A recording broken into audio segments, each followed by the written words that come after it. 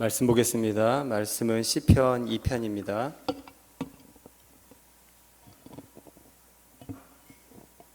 시편 2편 1절부터 12절까지입니다. 시편 2편 1절부터 12절까지 구약 805쪽입니다. 구약 성경 805쪽. 제가 봉독해 드리겠습니다. 어찌하여 이방 나라들이 분노하며 민족들이 헛된 일을 꾸미는가? 세상의 군왕들이 나서며 관원들이 서로 꾀하여 여호와와 그의 기름 부음 받은 자를 대적하며 우리가 그들의 맨 것을 끊고 그의 결박을 벗어버리자 하는도다.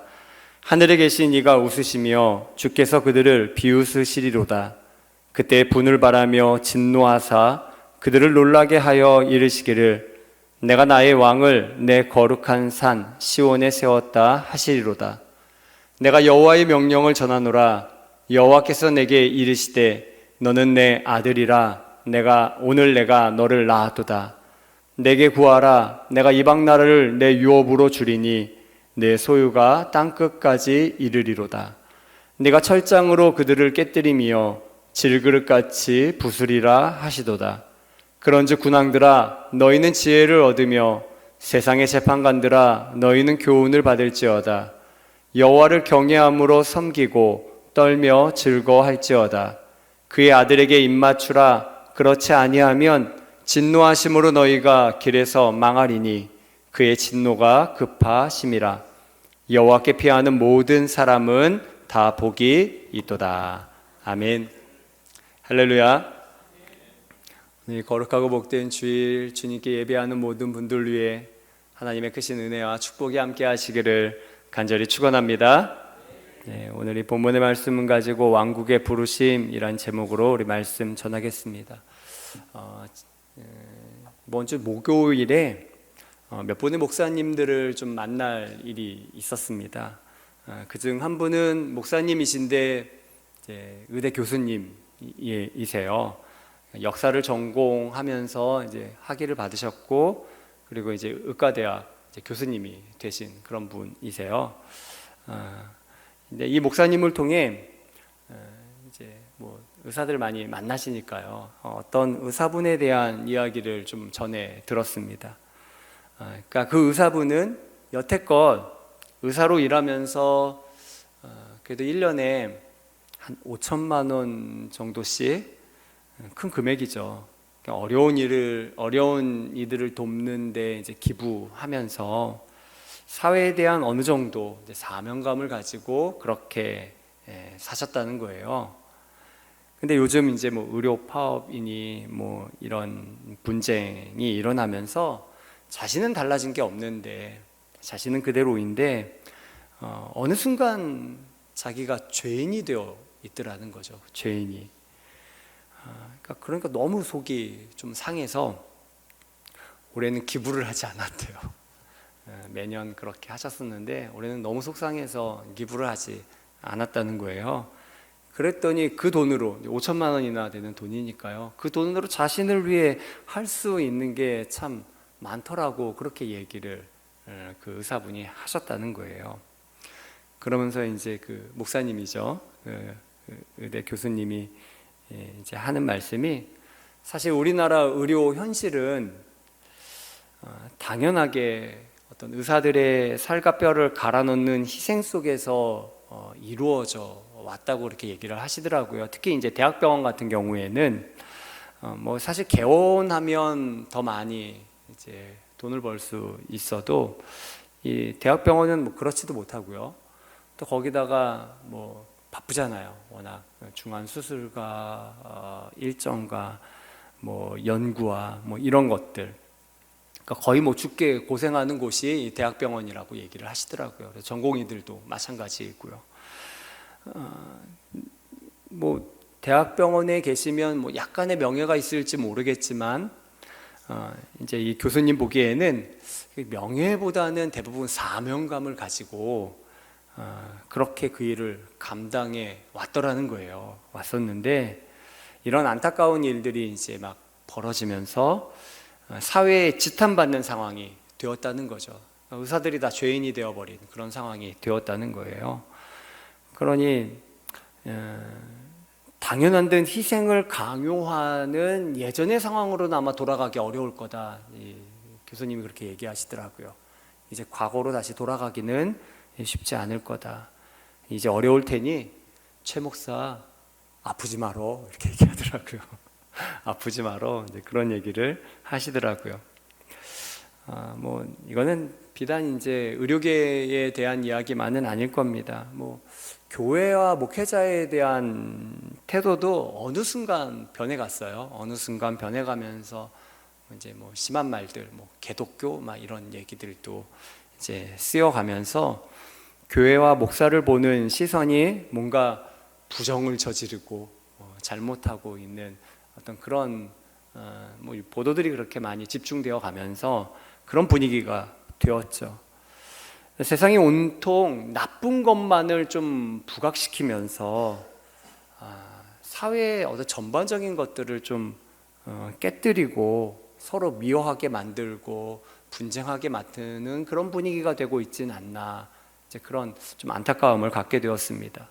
사실 뭐 좋은 면이 더 많음에도 온통 싸잡아서 그 모든 것을 질타하고 또 그러면서 그 모든 것을 다 그냥 다 전반적으로 다 무너뜨리려고 하는 그런 상황이 좀 굉장히 안타깝고 아쉽고 그 좋은 것들이 그냥 한순간에 무너지고 있음이 좀 아픈 그런 현실인 것 같습니다. 물론 문제가 있죠. 문제가 없는 건 아니지만 그러나 그 모든 것을 다 무너뜨리기에는 참 아쉬움들이 많이 이 사회에서 발견이 됩니다.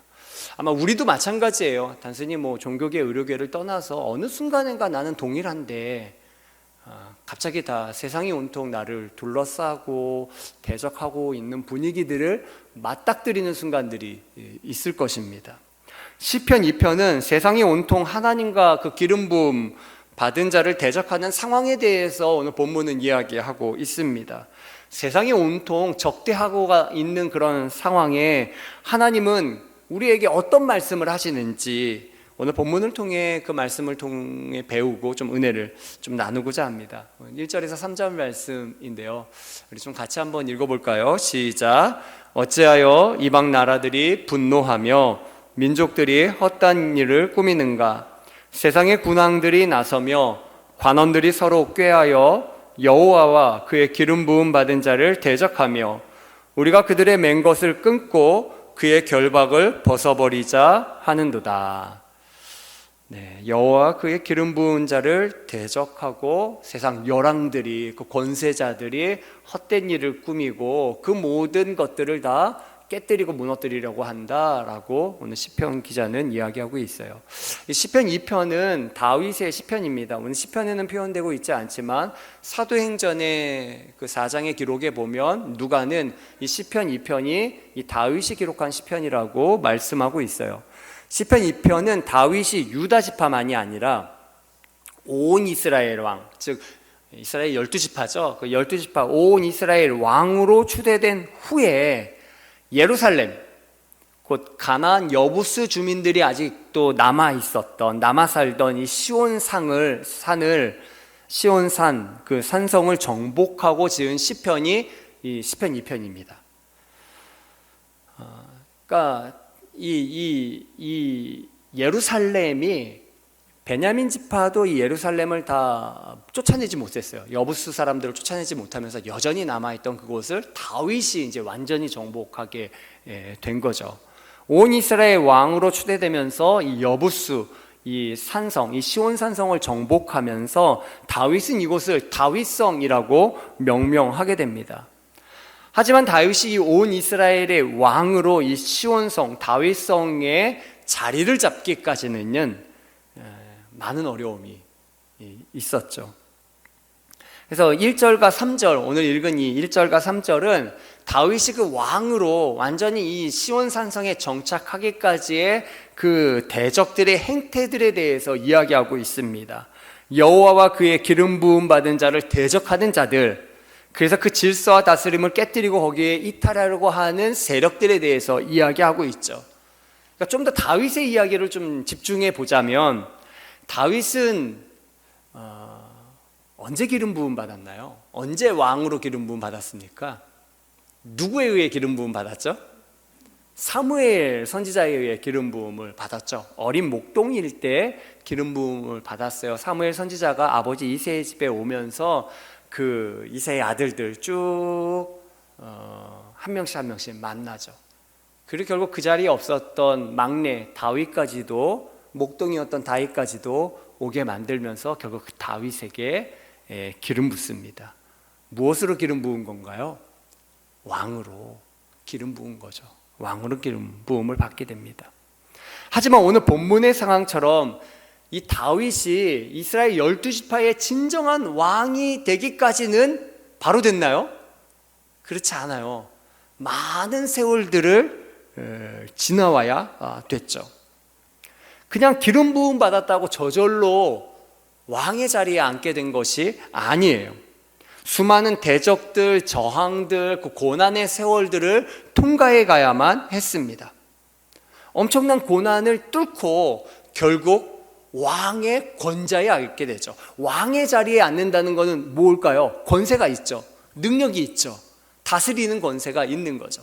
그러니까 다윗이 기름 부음은 받았지만 왕의 보좌, 그 권좌에 앉기까지는 수많은 세월이 흘렀음을 오늘 본문은 얘기하고 있어요. 그리고 그 왕의 자리에 앉기까지 수많은 대적들, 적대 세력들이 있음을 오늘 시편은 얘기하고 있습니다. 그러니까 다윗은 자기가 이 왕의 자리에 올라가기까지 수많은 적대 세력이 있었음을 얘기하면서 오늘 시편을 지어 노래하고 있는 것이죠. 교회 안에 성도들도 어찌 보면 마찬가지일 수 있을 것 같아요. 우리가 교회에 나오지만 그냥 다윗과 같은 거죠. 다윗도 처음에는 그냥 양치 있는 작은 소년에 불과하죠. 기름 부음 받았다고 당장에 왕이 되는 것이나 당장에 궁궐에 입성하는 게 아니에요. 궁궐에 입성하지 못하고 뭐 했을까요? 다시 아버지 집에 양을 쳤어요. 다시 양을 치죠. 만약 다윗이 이런 기름 부음, 왕으로서의 부름을 받지 않았다면 다윗은 계속 목자의 삶을 살아갔었을 것입니다. 그렇죠. 크게 달라지지 않았을 거예요. 그러니까 우리도 마찬가지예요. 우리도 교회에 와서 이런 평온한 목가적인 삶을 시작해요. 주님이 목자가 되셔서 우리는 주의 기르시는 양이라 그래서 푸른 초장, 쉴만한 물가로 다니면서 어찌 보면 그냥 하나님의 은혜를 입고 이 목가적인 삶, 평안한 삶을 시작합니다. 근데 그렇게 하나님의 인도하심을 따라 살다가 어느 순간에는 다윗처럼 이런 일이 벌어지는 거예요. 다윗처럼 왕궁에서부터 갑자기 부름이 있는 거죠. 하나님의 나라, 그 왕국의 사신이 와서는 새로운 기름을 붓는 것입니다. 그러면서 믿을 수 없는 말을 우리에게 전해주고 있는 거죠. 무슨 말을 전해줍니까? 너는 왕이 될 거다라는 기름 부음을 하는 거죠. 너는 왕이 될 거야 라는 기름 부음.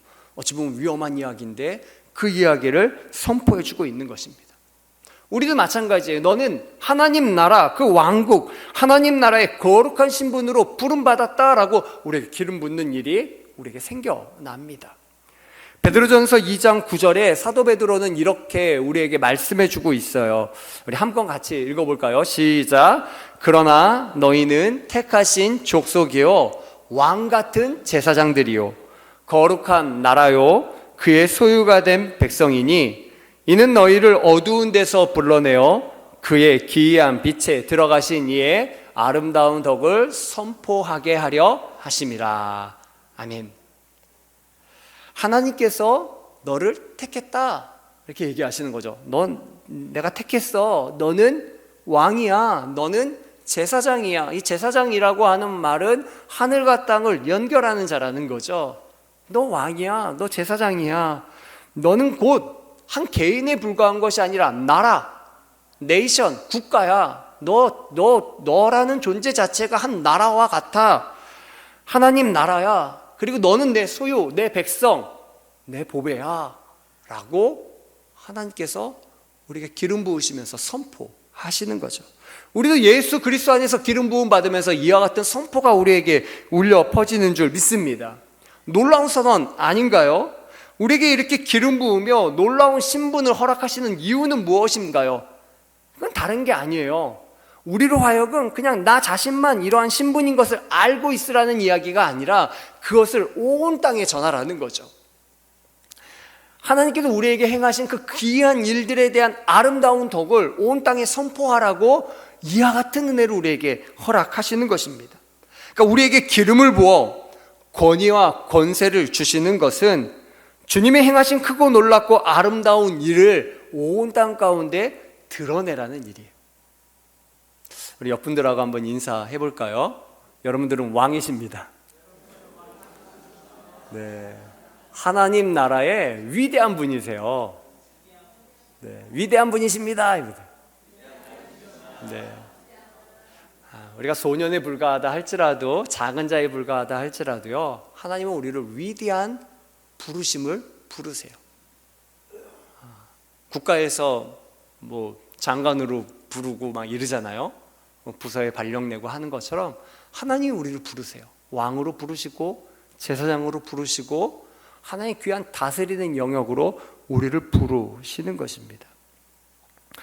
저와 여러분들에게 이와 같은 부르심이 있다는 것을 여러분들이 꼭 기억하시기를 간절히 축원합니다. 그러나 우리가 기억해야 될 것은 기름 부음 받았다고 처음부터 놀라운 변화가 당장에 두드러지게 나타나는 것은 아니에요. 당장에 왕궁에 들어가는 것은 아니라는 거죠. 다윗을 보아도 그는 다시 아버지의 양들에게로 돌아갔습니다. 그러나 그가 기름 부음을 받았을 때 그때로부터 다윗 안에는요, 한 가지 주목할 만한 변화가 시작되었다고 성경은 우리에게 이야기해 주고 있어요.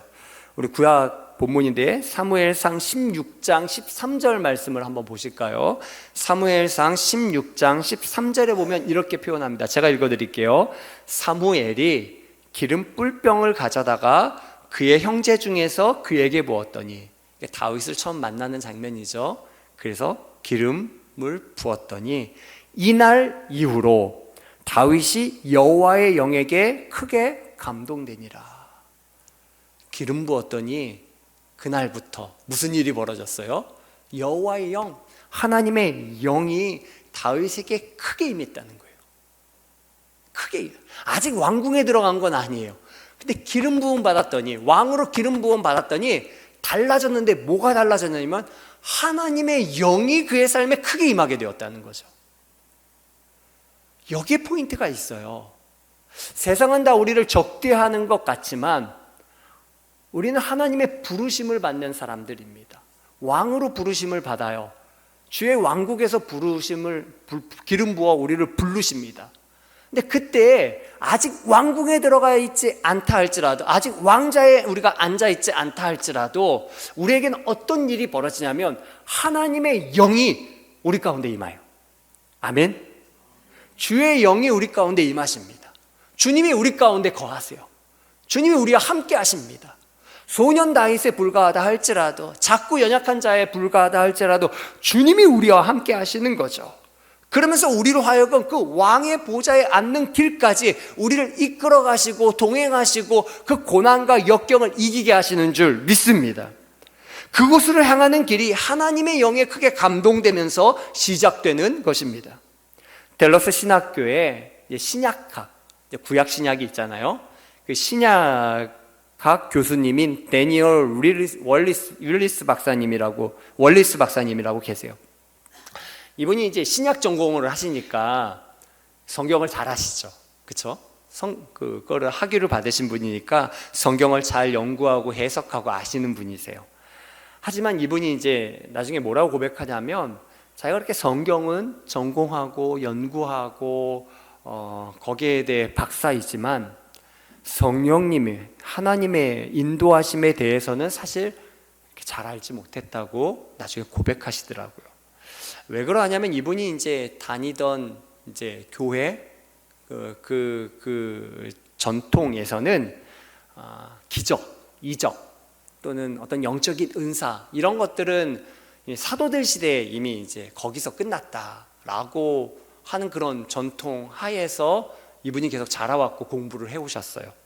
근데 그러다 보니까 성경은 많이 알고 해석해내지만 그분의 삶에 이제 실질적인 성령님의 인도하심과 역사들은 사실은 자기가 잘 몰랐다는 거죠. 그런데 이분에게 어떤 일이 벌어지냐면 아들이 있어요. 아들이 8살 된 이제 아들이 있거든요. 근데 이 아들이 암에 걸린 거예요. 8살, 너무나 어린 아들인데 암에 걸리고 만 거죠. 그러니까 암 선고를 받은 다음에 이때 이제 이 박사님, 이 교수님에게 절실하게 가장 필요한 것이 무엇이었냐면 하나님과의 깊은 만남인 거예요. 하나님의 도우심인 거죠. 이분이 이렇게 고백해요. 아들의 암 사건을 통해 나는 성경으로 충분하지 않다는 것을 알았습니다. 성경은 뭐 해석하고 읽고 하지만 나는 인격적인 하나님이 필요했습니다. 연구 대상이 아니라 나의 친구요, 인도자요, 위로자이신 하나님이 필요했습니다. 나는 거룩하신 부분을 실제적으로 경험해야 했습니다. 물론 성경은 나에게 유익하지만 하나님을 느낄 수 없는 성경은 그 순간 내게 위로를 주지 못했습니다. 아들의 암 선고를 받고 그 지옥 같은 여름 한가운데서 나는 내 믿음을 점검했습니다. 하나님께 더 가까이 가려는 나의 갈망을 발견했지만 일반적인 수단, 성경을 읽고 해석에 몰두하는 것만으로는 해결되지 않았습니다. 나는 하나님을 너무나 비인격화한 나머지 그분이 정말로 내게 필요로 할 때 그분께 어떻게 다가가야 할지 알지 못했습니다. 이렇게 고백한 거예요. 그러니까 성경에 대해서는 많이 읽고 해석해내고 했지만 진짜 자기에게 다급하게 하나님 필요로 할 때 그 하나님께 어떻게 다가가야 할지를 몰랐다는 거예요. 다행히 이 다니엘 교수님은 하나님을 찾고 구하는 가운데 깊이 만나게 돼요. 자신의 삶에서 인격적이신 하나님을 경험하게 됩니다. 발견하게 돼요. 그래서 이 새로운 만남이 그 전과는 너무 달라진 거죠. 자신의 믿음을 새롭게 만들어 갔고, 그리고 아들이 암으로 고생하는 그 순간, 얼마나 힘들어요. 그 순간에 희망을 갖고 그래도 이 모든 역경들을 극복해 나가게 되었다는 거예요. 우리가 성장하고 이 죄악과 현실, 정말 감당하기 어려운 이 현실을 이기는 그런 삶을 살아내려면 우리의 무능력, 이거를 초월해서 우리와 함께 하시는 그 모든 것을 바꾸실 수 있는 하나님이 우리에게 필요하다는 것이죠. 우리에게는 정말 하나님의 임재가 필요한 줄 믿습니다. 죽음까지도 극복해내는 그 안에 진정한 생명을, 그 영원한 생명을 우리에게 허락하시는 하나님을 만나는 것이 진짜 필요한 것이에요. 지식에만 머물러 있어서는 소용이 없는 거죠. 진짜 하나님이 내 삶 가운데 여기 계심을 우리가 경험해야 될 줄 믿습니다. 시편 2편은 그것을 노래하고 있습니다. 세상이 온통 하나님과 그 기름 부음 받은 자를 대적하는 그때 온통 헛된 일을 꾸미는 것 같고 하나님의 질서를 다 깨뜨려 버리는 그 순간에 하나님은 오히려 어떠한 분이심을 우리가 새롭게 발견하냐면 하늘에 계시는 분, 그러면서 그들을 웃으시면서 그들을 놀라게 하시는데 하나님이 심판하시고 분노하시는 그 모습이 성경에 담겨 있습니다. 우리 4절에서 6절 말씀도 우리 함께 더 읽으실까요? 우리 함께 읽겠습니다. 시작. 하늘에 계신 이가 웃으시며 주께서 그들을 비웃으시리로다. 그때 분을 바라며 진노하사 그들을 놀라게 하여 이르시기를 내가 나의 왕을 내 거룩한 산 시온에 세웠다 하시리로다. 아멘. 하나님께서 계심을 발견하게 되는 거죠. 그 하나님이 오히려 세상의 열왕들, 그 권세자들 비웃으신다는 거예요. 주님이 오히려 그 분을 바라며, 히브리어 이 본문에는 코에서 막 콧김이 나는 것을 이야기하는 것입니다. 오히려 하나님께서 한 번 화를 발하시면요 그들을 놀라게 하신다는 거죠. 그러면서 하시는 말씀이 무엇입니까? 내 왕을 내 거룩한 산 시온에 세웠다라고 선언하고 계세요. 이게 바로 하나님께서 세상을 놀라게 하는 방법입니다. 이것이 하나님을 대항하는 세상, 그 열왕과 민족과 권세자들을 향해서 하나님께서 그들을 뒤흔드시는 방법이에요. 내가 내 왕을 시온산에 세웠다는 거죠. 7절 말씀 우리 같이 한번 보실까요? 7절, 우리 7절 말씀도 함께 선포하겠습니다. 시작. 내가 여호와의 명령을 전하노라. 여호와께서 내게 이르시되 너는 내 아들이라. 오늘 내가 너를 낳았도다. 하나님께서 한 명령, 한 법령을 공포하세요. 선포하세요. 너는 내 아들이라, 내 자녀라. 너를 왕으로 기름 부음 받은 자로 하나님께서 법령을 선포하시는 겁니다. 세상이 득세하는 것 같아요. 세상이 온통 대적하는 것 같아요. 그때 하나님께서요, 하늘에서 웃으시며 한 법령을 공포하시는데, 내가 너로 다윗으로 하여금 시온산에 세우면서 이는 내 아들이라. 오늘 내가 너를 낳았다 선포하시는 거죠.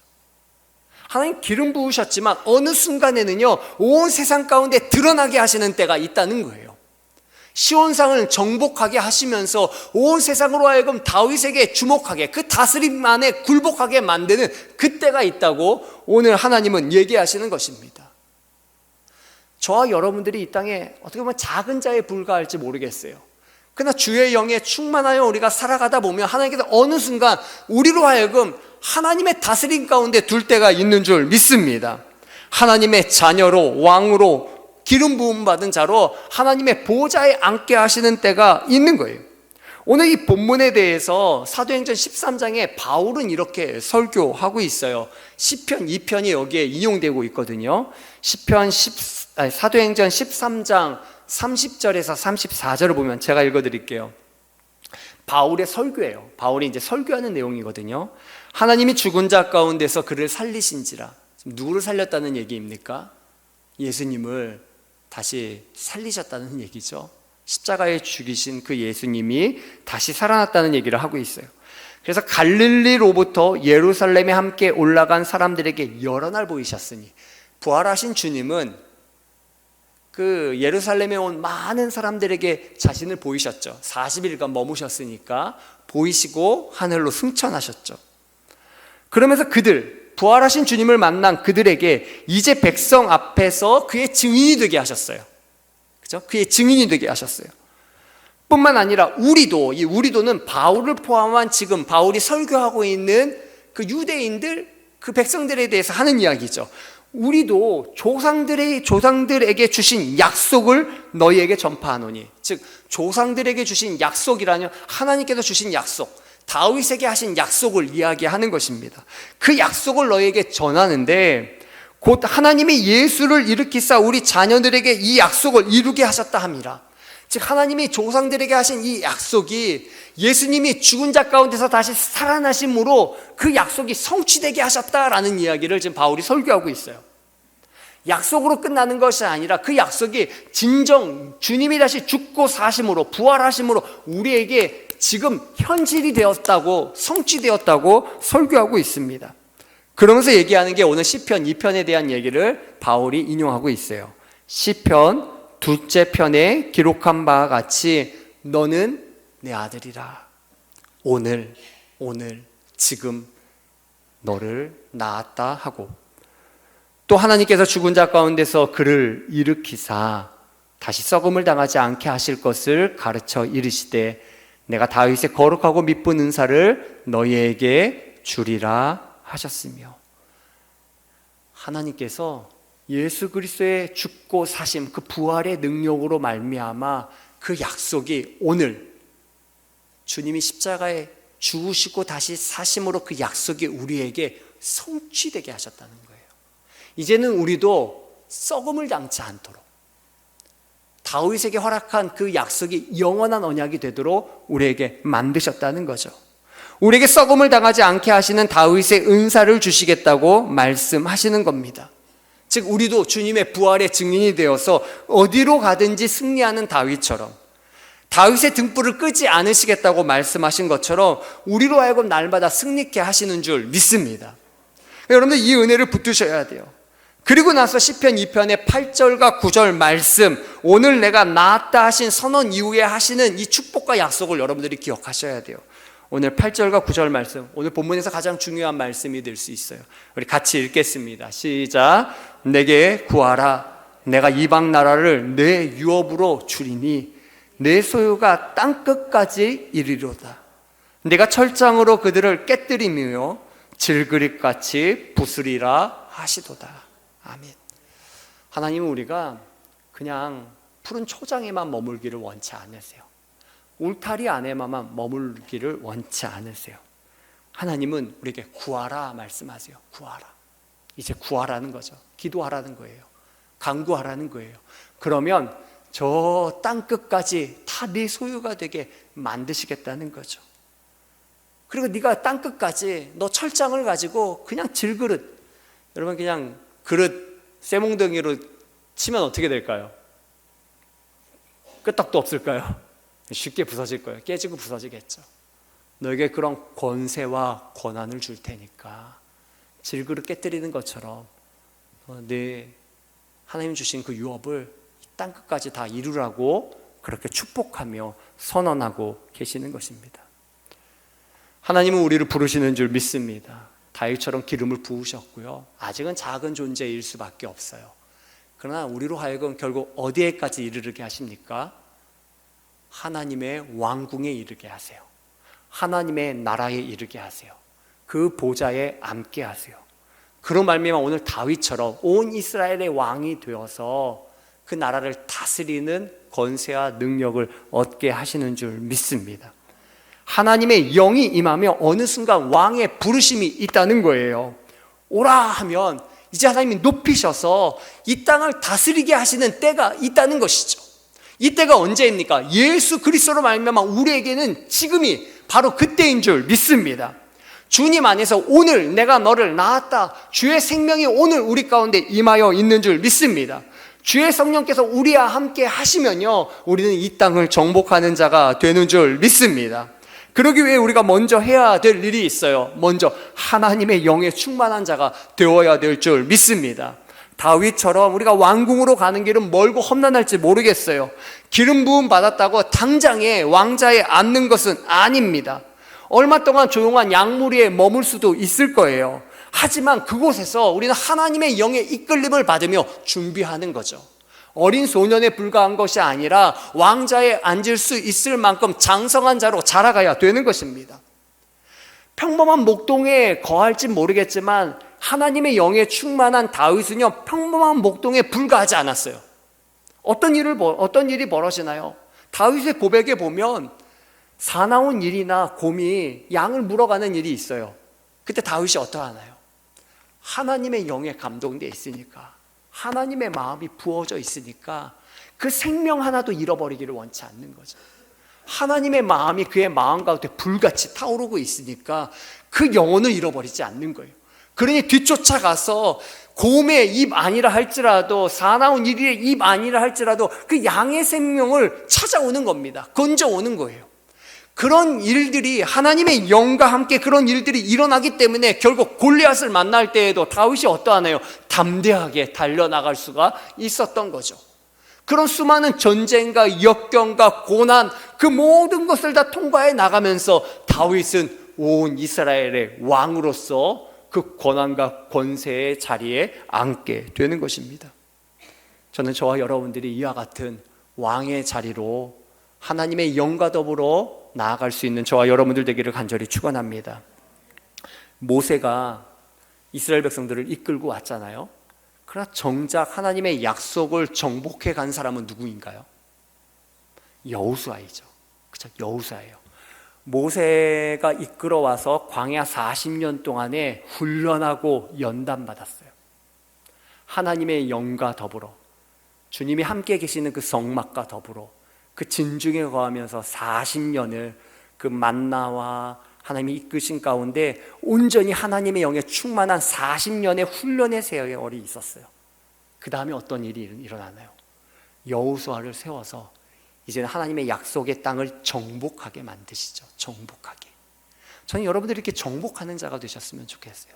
근데 이때 벌어지는 일에 대해서 성경은 이렇게 표현하고 있어요. 오늘 이 본문도 한번 더 볼게요. 민수기 27장 18절에서 20절 말씀입니다.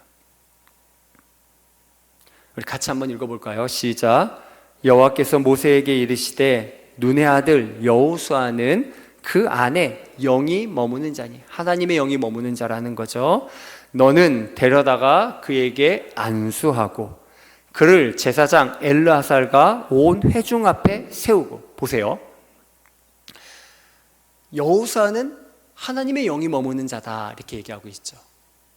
그러니까 여호수아는 모세의 수종을 들었어요. 그리고 성경에 보면 회막에 늘 머물러서 하나님의 임재를 구했죠. 그러니까 하나님의 영이 머무는 사람이에요. 영이 머무는 광야의 여정을 걸었어요. 그랬더니 하나님께서 그 여호수아를 너 데려다가 너 안수해라. 모세에게 얘기하는 거죠. 너 안수해라.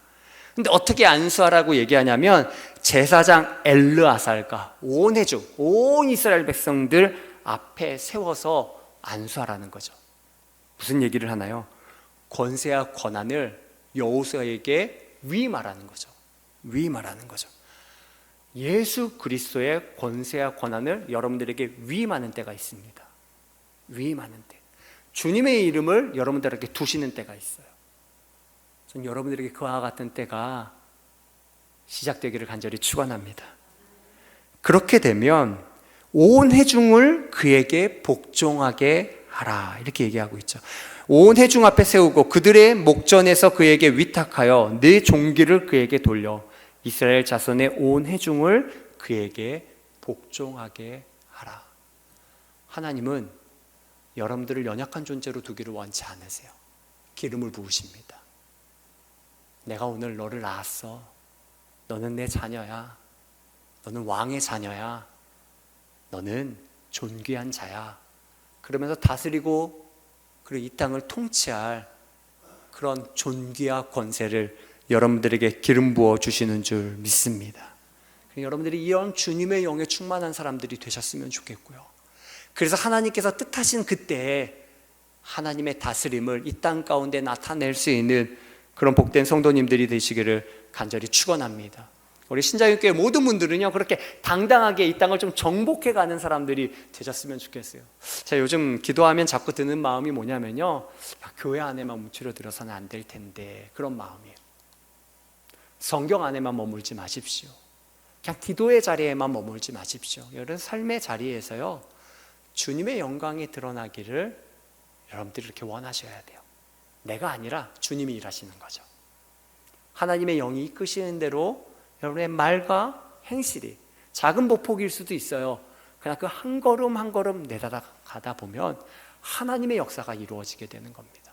그리고 그러다 보면 어디에 이르게 되냐면 왕궁에 이르게 돼요. 주님이 높으시는 때에는요 철장 권세를 가지고 질그릇을 깨뜨리는 것 같이 여러분들의 삶에 하나님의 큰 권세와 권한들이 나타나게 될 줄 믿습니다. 배선이라고 하는 이게 노던 신학교에 다니는 한 학생이 있어요. 근데 이 학생이 이제 그 10대 때 사실은 좀 몸이 좋지 않았어요. 여학생이거든요.